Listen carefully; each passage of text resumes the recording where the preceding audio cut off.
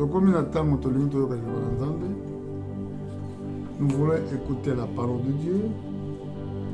Nous allons se mettre debout pour lire les Écritures.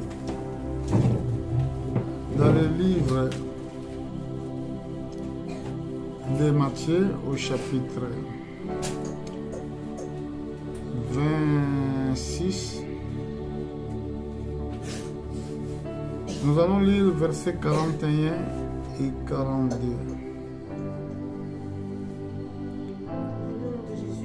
Amen. Veillez et priez afin que vous ne tombiez pas dans la tentation. L'esprit est bien disposé, mais la chair est faible. Amen. Amen. Que Dieu bénisse sa parole. Prenez place et asseyez-vous. Je salue le monde entier. Je salue mes frères partout dans le monde. Nous disons ceci, que Dieu vous bénisse. Aujourd'hui, je voulais vous parler. Le thème sera intitulé la vie de prière. Parce qu'un chrétien qui ne prie pas ne pourra pas obtenir les résultats dans la vie de chrétienté. Ici, nous avons vu que Jésus-Christ était Dieu manifesté en chair. Il était là auprès des disciples. Il a passé 3 ans avec eux pour les enseigner, pour les montrer comment marcher dans le chemin de Dieu. Mais ici, nous avons vu une recommandation que notre Seigneur avait donnée. Il a dit, veillez et priez afin que vous ne tombiez pas dans la tentation. Voilà le but de veiller et de prier, afin de ne pas tomber dans la tentation. Il dit encore, l'esprit est bien disposé, mais la chair est faible. Là, nous voyons notre faiblesse, il vient à travers de notre corps.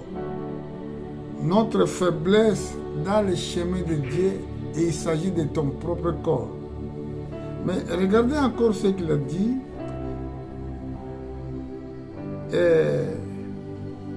Veillez et priez afin que vous ne tombiez pas dans la tentation. L'esprit est bien disposé, mais la chair est faible. Un chrétien qui ne prie pas, il est victime d'être tenté, et quand il est tenté, il risque aussi de tomber. Mais pour entrer au ciel, on n'a pas besoin de tomber. Vous devez être debout pour que vous espérez d'entrer un jour au paradis.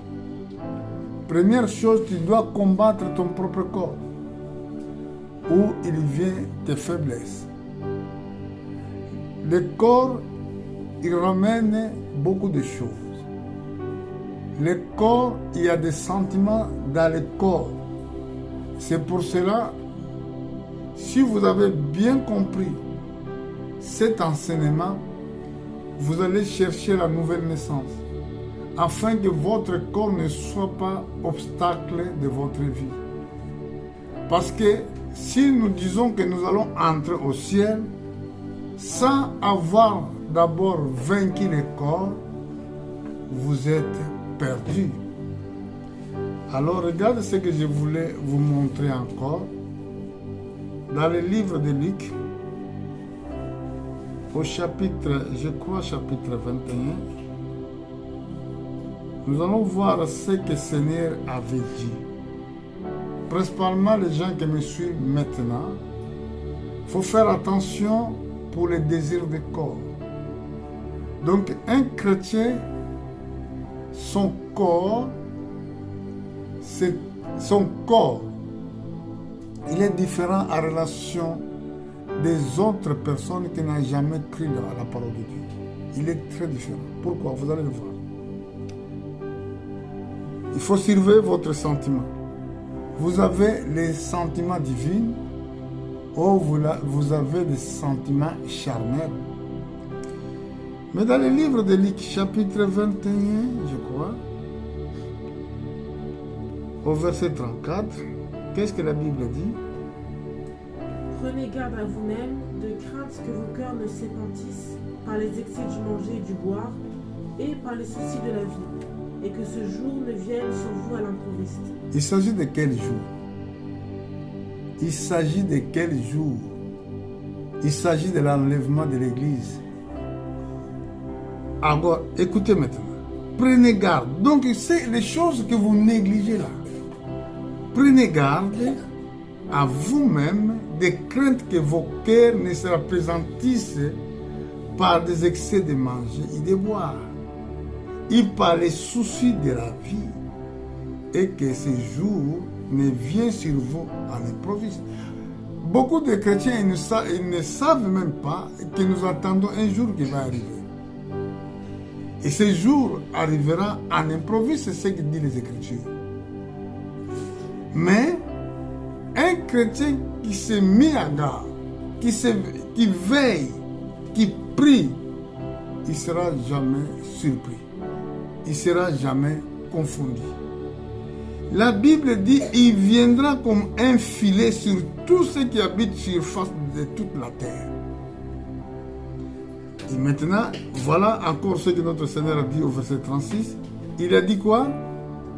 Veillez donc et priez tout le temps, afin que vous ayez la force d'échapper à toutes ces choses qui arriveront et de paraître debout devant les fils de l'homme. Quand je vois beaucoup de chrétiens, ils négligent la prière. Quand je vois beaucoup de pasteurs qui négligent la prière. Quand je vois que l'église qui néglige la prière, ils ne savent pas que quel jour que vous attendez. Il y a un jour qui viendra. Et ce jour, ce n'est pas parce que toi tu as écouté la parole prophétique qui va te sauver. Loin de là. Vous devez être prêt dans vos vies quotidiennes, de prier tout le temps. C'est pour cela que Jésus avait dit, celui qui n'a pas, celui qui n'est pas né de nouveau, il sera difficile pour entrer au ciel. Pourquoi? La prière, ça va transformer ta nature. La prière, ça va transformer ton corps. La prière, ça ramènera d'autres choses spirituelles que vous n'avez pas encore expérimentées. Ici, dans le livre de Romains, chapitre 12, nous allons voir qu'est-ce que la Bible nous dit. Versets 1 et 2. Je vous exhorte donc, frères, par les compassions de Dieu, à offrir vos corps comme sacrifice vivant, saint, agréable à Dieu, ce qui sera de votre part un culte raisonnable.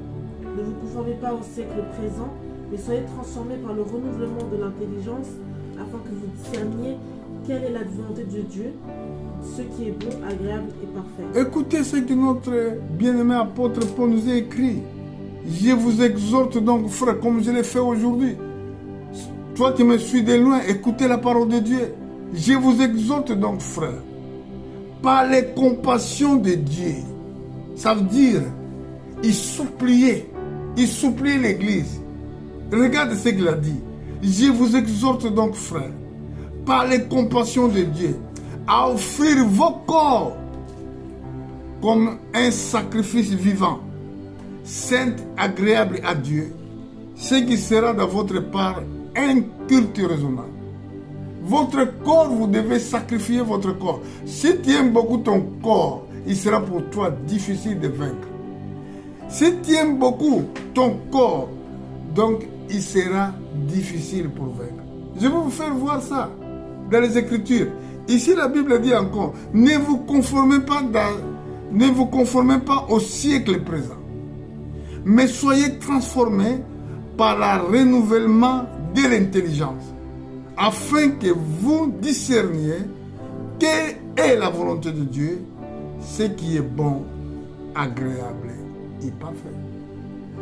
Dans le royaume de Dieu, il nous demande que nous devons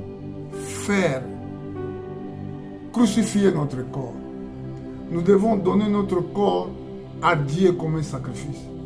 Et c'est pour cela, ce n'est pas difficile de jeûner 21 jours. Ce n'est pas difficile de jeûner même 40 jours. Jésus-Christ a fait. Et tous les apôtres, tous les grands hommes de Dieu qui ont expérimenté la grâce de Dieu, leur vie était vie de prière. Ils ne restaient pas dans leur maison. Moïse, il avait une famille comme nous. À des fois, il restait à la montagne pendant 40 jours. Jésus-Christ lui-même, notre Seigneur, pour commencer sa mission sur la terre, il est parti jeûner pendant 40 jours, 40 nuits. Mais nous, même un jour de jeûne, nous n'arrivons pas. Même pour prier, nous n'arrivons pas. Sans que vous sachiez qu'il y a quelque chose qui est caché derrière. Apôtre Pierre nous a dit, priez parce que le diable est votre ennemi. Il rôde de tout autour de vous. Il cherche qui il va dévorer. Il s'attend, il cherche qui il va dévorer. C'est ça que vous devez le savoir. Donc, s'il cherche qui il va dévorer, vous devez être les hommes forts, les femmes fortes pour la prière et tout le temps. La Bible dit prier tout le temps. Ça devait être votre devoir, votre vie. Si vous n'avez pas la vie de prière, demandez quand même à Dieu et qu'il vous accorde la vie de prière. Parce que si nous savons que nous avons un temps limité sur la terre, nous attendons un pays qui viendra et nous devons se dédier ou donner notre vie dans la prière et dans la supplication. Et si vous voulez vaincre votre ennemi qui est diable, si vous voulez posséder des portes fermées, vous devez être les gens de prière. Parce que Satan, qu'est-ce qu'il fait? Il combat vos vies, il combat vos bénédictions. Dieu nous a déjà bénis. Nous sommes déjà des hommes bénis. Mais sachez-le bien, avant de les posséder, vous devez aussi sacrifier votre corps. Dans le livre de Daniel, nous avons vu Daniel qui priait pendant 21 jours. Quand il priait,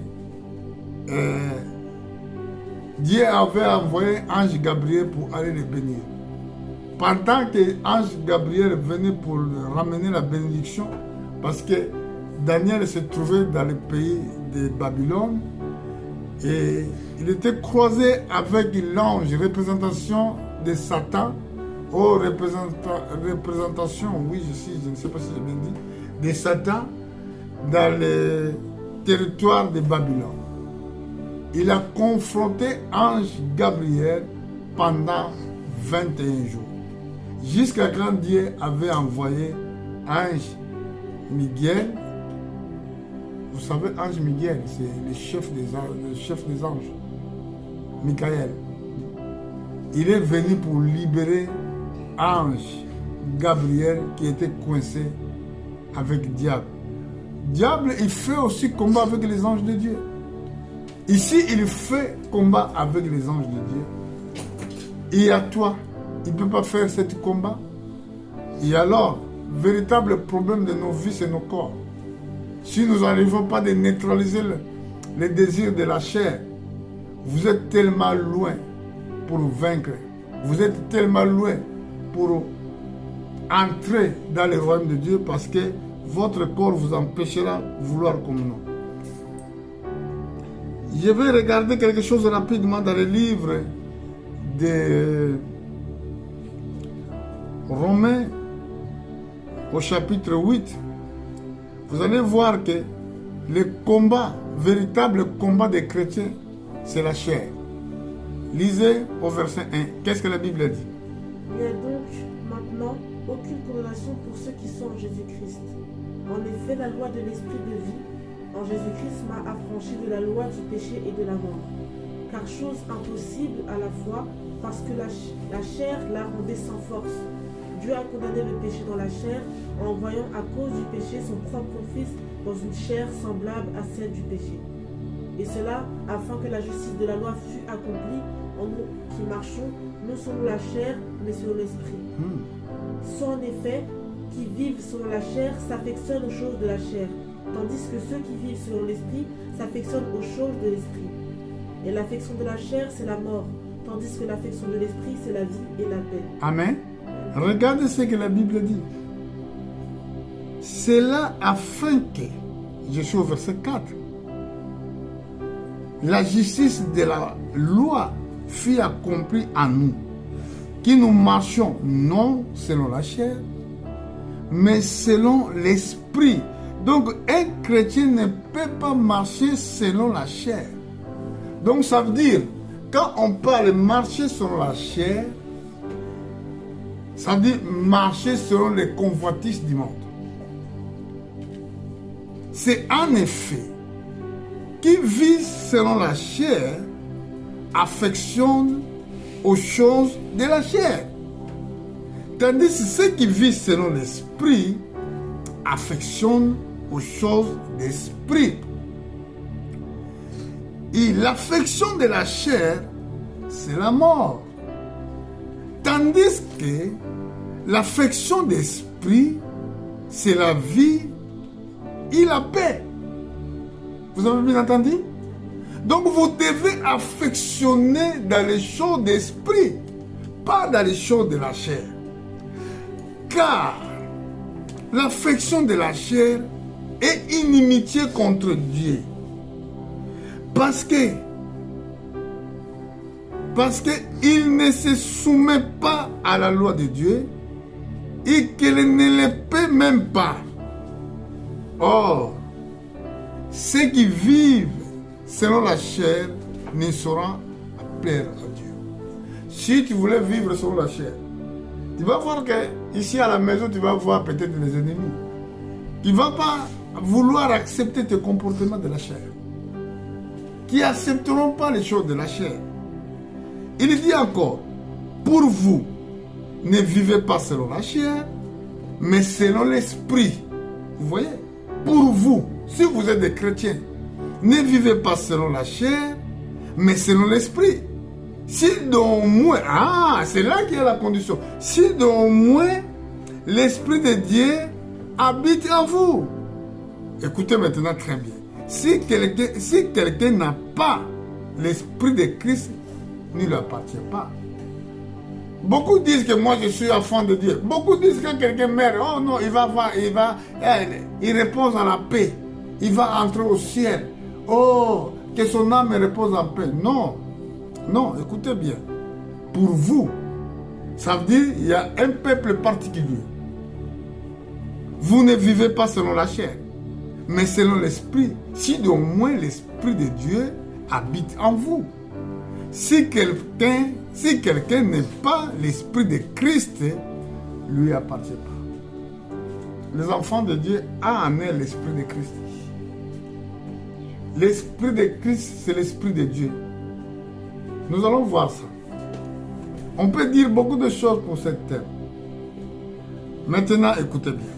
Je suis au verset 10. Si Christ est en vous, le corps est vrai, est mort à cause du péché, mais l'esprit vit à cause de la justice. Si Christ est en vous, nous allons remarquer que votre corps, il doit mourir. Ça veut dire que vous n'avez plus des envies. Est-ce que vous comprenez? Aujourd'hui, je prêche en français. Je pense que tout le monde est d'accord. Et vous comprenez tellement bien. Si Christ est en vous, le corps est vrai, est mort à cause du péché. Donc ça veut dire ton corps ne va pas, comment je dirais-je, ne va pas réagir dans les choses de la chair. Par exemple, si tu quittes ici, tu vas aller peut-être dans un pays étranger, là tu es devenu soulard, là tu es devenu prostituée, là tu fais n'importe quoi parce que là personne ne te regarde. Il n'y a personne qui te connaît. Tu fais n'importe quoi.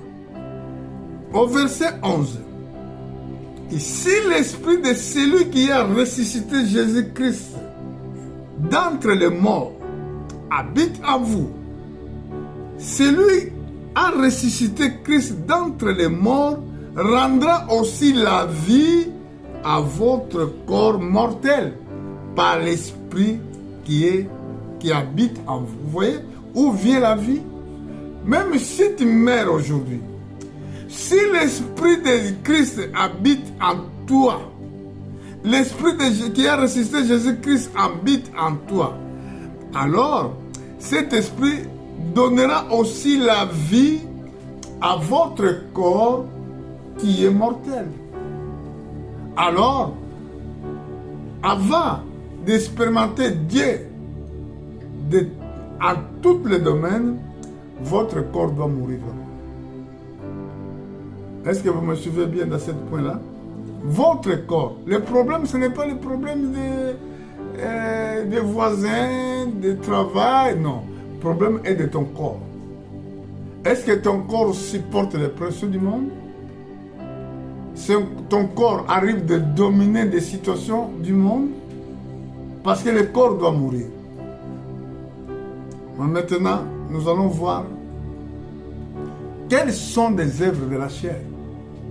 Je suis dans le livre de Galates, chapitre 5. On va commencer au verset 5. Pour nous, c'est de la foi que nous attendons par l'Esprit l'espérance de la justice. Car en Jésus-Christ, ni la circoncision, ni l'inconcision n'a de valeur, mais la foi qui est agissante par la charité.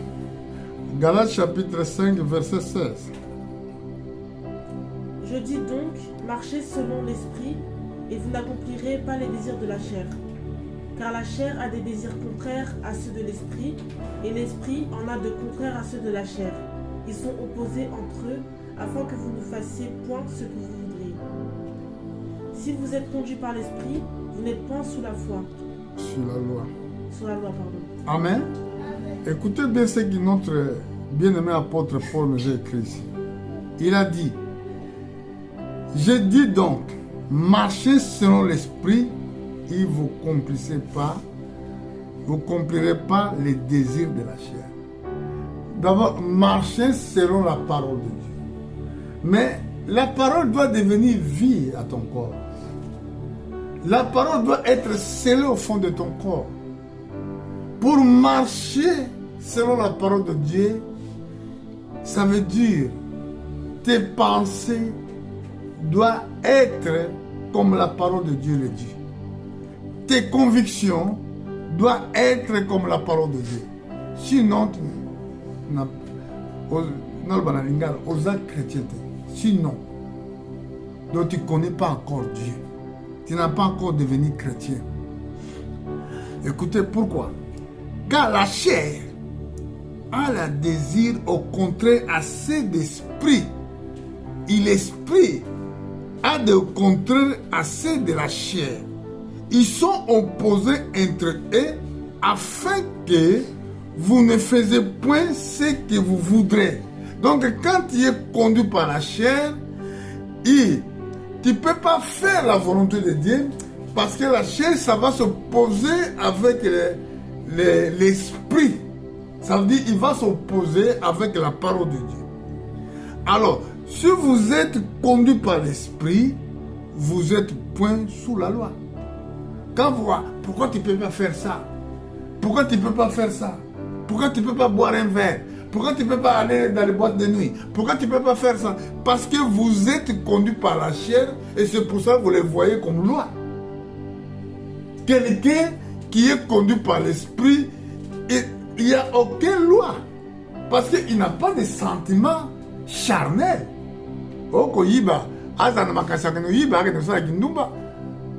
Et avoir des sentiments qui est interdit par la loi. Lui-même, parce que les désirs là, il n'a pas ces désirs-là dans son corps. Écoutez bien.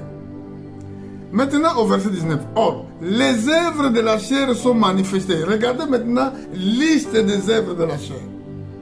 Ce sont impudicité, impureté, la désolation, l'idolâtrie, la magie, l'inimitié, les querelles, les jalousies, les animosités, les disputes, les divisions, les sectes. Ça, c'est les œuvres de la chair. Les envies, ivrogneries, les excès de table, comme là, on va fêter la fête de Noël, on va voir beaucoup des excès de table. Les choses semblables, je vous l'ai dit d'avance, comme j'ai déjà dit, que ceux qui commettent de telles choses ne hériteront point les royaumes de Dieu, ne seront pas enlevés, ne partiront pas en enlèvement. C'est pour cela que tu dois combattre ton corps. Jésus a dit, priez afin que vous ne tombiez pas dans la tentation. L'esprit est bien disposé, mais votre corps, le problème est du corps. Le corps est bien faible, vraiment. Et là, celui qui a compris, il va donner sa vie dans la prière. Vous avez bien compris? Mais écoutez maintenant les fruits d'esprit. Quand vous priez beaucoup, vous allez sentir le fruit d'esprit. Quand vous priez beaucoup, vous allez sentir la présence du Saint-Esprit. La Bible dit, mais le fruit d'esprit, c'est l'amour, vous voyez? La joie, la paix, la patience, la bonté, la bénignité, la fidélité, la douceur, la tempérance. Voilà les fruits de celui qui a reçu le Saint-Esprit. Il a l'amour. Il a la joie. Il n'est pas là pour discuter avec les gens. Il a la paix, la patience, la bonté, la bénignité, la fidélité, la douceur, la tempérance. La loi n'est pas contre ces choses. Ceux qui sont en Jésus-Christ ont crucifié leur chair avec ses passions et ses désirs. Ceux qui ont en Jésus-Christ, ils ont déjà crucifié leur corps. C'est pour cela, apôtre Paul a dit, offrez votre corps comme sacrifice vivant. Ce qui sera dans votre part est un culte raisonnable. Frères et sœurs partout dans le monde, je suis votre frère. Il faut que les choses, vous devez l'expérimenter dans votre corps. Si vous ne l'expérimentez pas, vous allez voir que les choses seront trop difficiles. On ne peut pas parler seulement que moi je veux aller au ciel. Ça sert à rien de parler aux gens que celui-là il est mort. Il se repose. Frère, pour se reposer, tu dois voir le royaume des cieux sur la terre pendant qu'il est encore dans la vie. Pendant que tu vis encore. Tu dois expérimenter le royaume des cieux. Écoutez ce que apôtre Jean dans le livre d'Apocalypse, il a dit à ceux qui seront enlevés. Quelle est la différence qui va être à ces chrétiens qui vont être enlevés dans les jours de l'enlèvement? Chapitre 12, dans le livre de l'Apocalypse, on va commencer au verset 10 et 11. Et j'entendis dans le ciel une voix forte qui disait, maintenant le salut est arrivé et la puissance et le règne de notre Dieu et l'autorité de son Christ. Car il a été précipité l'accusateur de nos frères, celui qui les accusait devant notre Dieu jour et nuit. Ils l'ont vaincu, et à cause du sang de l'agneau et à cause de la parole de leur témoignage, ils n'ont pas aimé leur vie jusqu'à craindre la mort. Amen. Et il a entendu ceux qui vont être enlevés. Parce que ici, ce verset concerne les jours de l'enlèvement. La Bible dit, j'ai entendu dans le ciel une voix forte qui disait, maintenant le salut est arrivé. Donc nous sommes sauvés, mais ce n'est pas encore été manifesté. Parce que l'enlèvement, ce n'est pas encore arrivé. Mais le jour là, quand l'enlèvement aura lieu, cette voix, ça va sonner. Voix d'un ange qui va sonner. Regarde ce qu'il dira. Il dit au verset 10, j'ai entendu dans le ciel une voix forte qui disait, maintenant le salut est arrivé, et la puissance et le règne de notre Dieu, et l'autorité de son Christ, car là était précipité l'accusateur de nos frères, celui qui les accuse. Celui qui les accuse devant notre Dieu jour et nuit. Ils l'ont vaincu à cause du sang de l'agneau et à cause de la parole de leur témoignage. Ils n'ont pas aimé leur vie jusqu'à craindre la mort. Donc, les vrais chrétiens, première chose, ils ont crucifié leur corps. Un chrétien, et il n'est pas là pour satisfaire les désirs de la chair. Il n'est pas là pour faire la volonté de la chair. Donc, si vous avez des sentiments inutiles, des sentiments de la chair, vous devez se crucifier dans la prière. Surtout prière de jeûne. Rappelez-vous de la parole de notre Seigneur quand il avait dit cette cascade de démons, ces démons ne sortent que par les prières et par les jeûnes. Il y a beaucoup de démons que ça peut sortir seulement dans la prière, si vous aimez la prière. Alors, maintenant écoutez bien. Rappelez-vous dans les versets que je vous donner,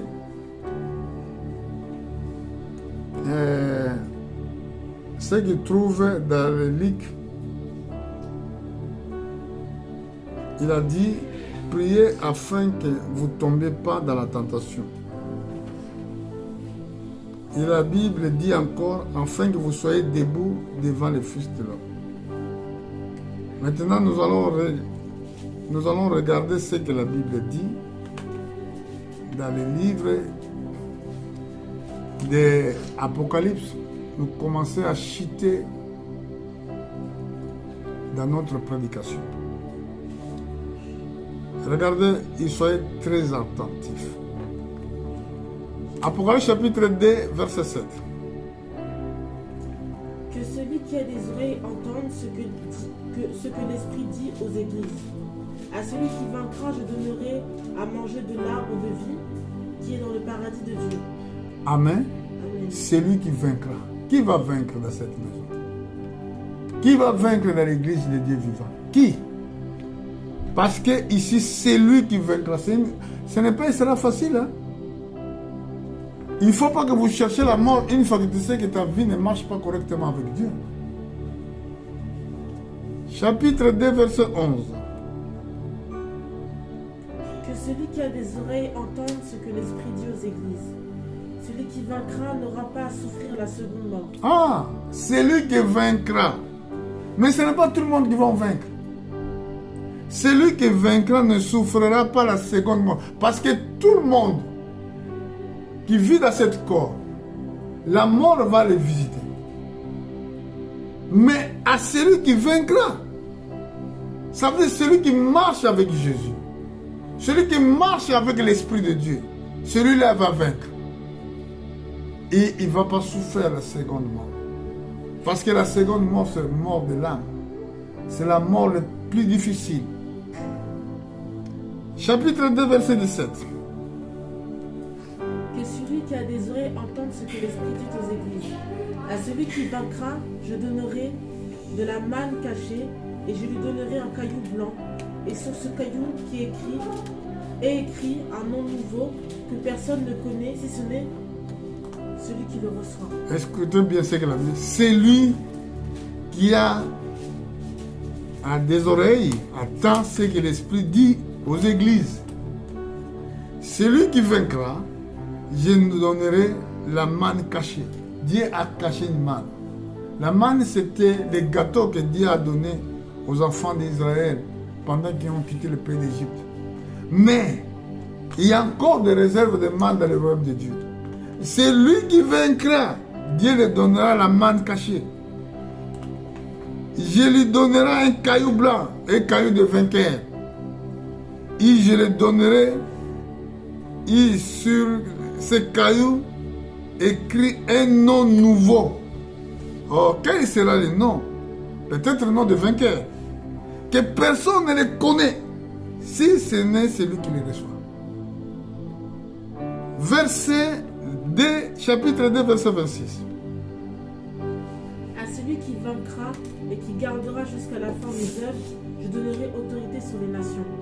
Ah, voilà ici. Ceux qui veulent gouverner. Toi, tu es pasteur, tu voulais être ministre, tu voulais être avocat. Non, l'avocat, ce n'est pas grave, mais tu voulais être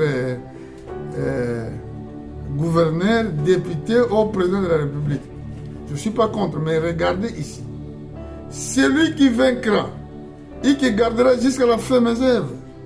Oh Seigneur, aide-nous.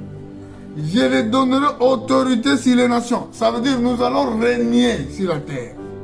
Dans les royaumes des milléniums. Nous allons régner au-dessus. Nous allons régner. Qu'est-ce que la Bible dit? Je lui donnerai autorité sur les nations. Amen. Chapitre 3, verset 5. Celui qui vaincra sera revêtu ainsi de vêtements blancs. Je n'effacerai point son nom du livre de vie et je confesserai son nom devant mon Père et devant ses anges. Tout ça à celui qui vaincra. Qui veut vaincre sur la terre? Qui veut vaincre?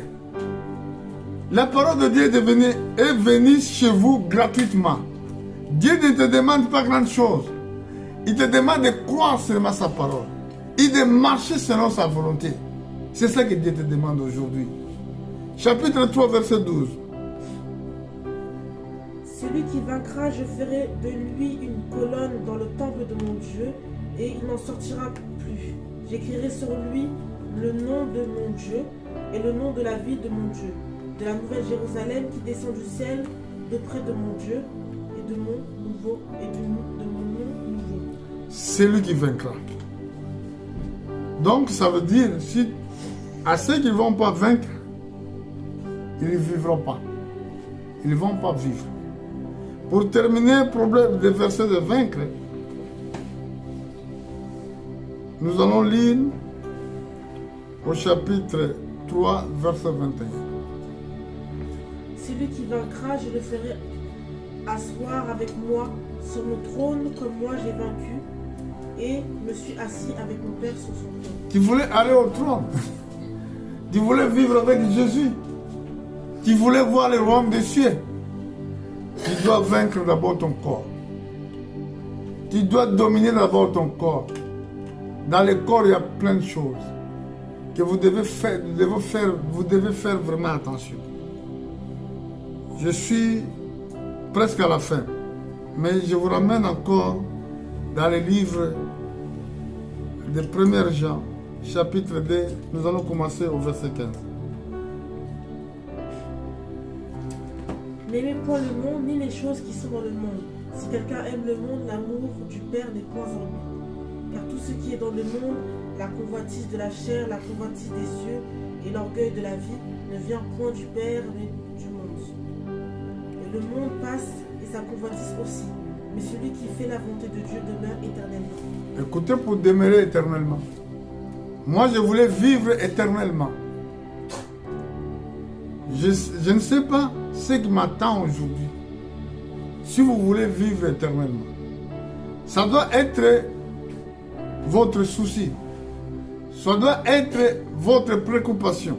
Et la Bible dit, n'aimez point le monde, ni les choses qui sont dans le monde. Si quelqu'un aime le monde, l'amour du Père n'est point en lui. Car tout ce qui est dans le monde, la convoitise de la chair, la convoitise des yeux et l'orgueil de vie ne vient point du Père, mais vient du monde. Voilà la différence. Le monde passe et sa convoitise aussi. Mais celui qui fait la volonté de Dieu, regarde là, si tu peux arrêter un peu.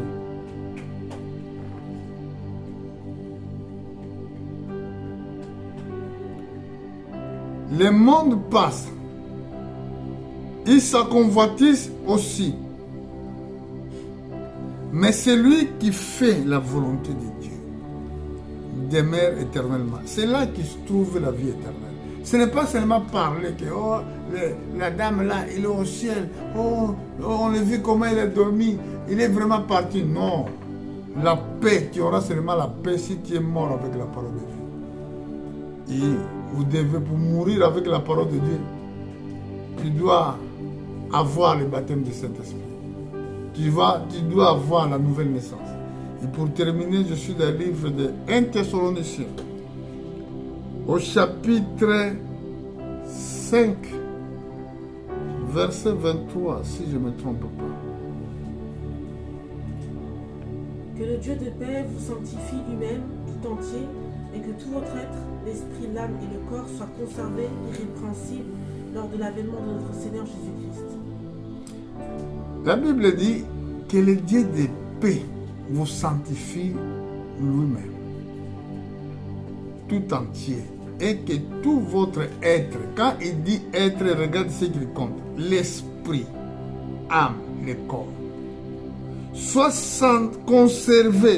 conservé irrépréhensible lors de l'avènement de notre Seigneur Jésus-Christ. Donc, soit conservé irrépréhensible, ça veut dire quoi? Tu ne peux pas avoir de condamnation. Tu ne peux pas être là et que tu es là, on voit que le monsieur est chrétien, le monsieur il va à l'église et après il y a des choses cachées en toi. Quand on parle de l'âme, dans l'âme, il y a des autres, il vient à l'église mais il est sorcier. Il est sorcière. Mais les gens, ils le voient avec la Bible. Mais finalement, il est sorcière. Donc, il n'a pas conservé, donc son âme, ce n'est pas été conservé irrépréhensiblement. Donc, nous devons, notre être, quand on parle d'être, il s'agit de trois choses. Ton esprit, ton âme et ton corps. Soit conservé irrépréhensiblement si vous voulez voir Dieu. Ce n'est pas seulement tu viens à l'église. À des fois, tu viens passer ton temps pour rien. C'est pour cela que beaucoup sont en pèlerin. Mais paix des yeux. Aujourd'hui, nous disons ceci. Que Dieu vous bénisse. Nous allons revenir, si Dieu le veut, le prochain dimanche. Je ne sais pas si ce sera pour moi. Dernier dimanche, parce que je partirai dans un voyage missionnaire. Que Dieu vous bénisse. Nous sommes ensemble, mes frères. Priez pour nous. Que Dieu nous ouvre encore davantage les portes de la parole de Dieu. Et priez pour vous-même dans les situations, dans les conditions actuelles. Que Dieu vous accorde vraiment pleinement sa grâce. Que Dieu vous bénisse.